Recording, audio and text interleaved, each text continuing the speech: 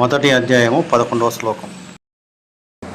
అయనేషు చ సర్వేషు యథాభాగమవస్థితాః భీష్మమేవాభిరక్షन्तు భవంతః సర్వ ఏవ హి. మీరందరూ యుద్ధంలో ఉంటూ భీష్ముడిని కూడా ఒక కంట కనిపెట్టండి అని సైన్యానికి చెప్తున్నారు. భీష్ముడు కూడా శంఖారావాన్ని పూరించి సైనికులందరినీ యుద్ధానికి సిద్ధం కమ్మని చెప్తున్నాడు.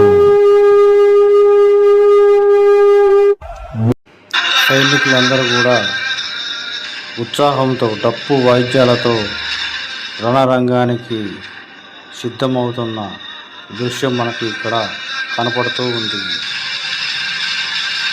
మరి ఒక పక్క శ్రీ కృష్ణార్జునులు కూడా శంఖారావాన్ని పూరిస్తూ యుద్ధానికి సిద్ధం కమ్మని తమ సైనికులకి తెలియపరుస్తున్నారు.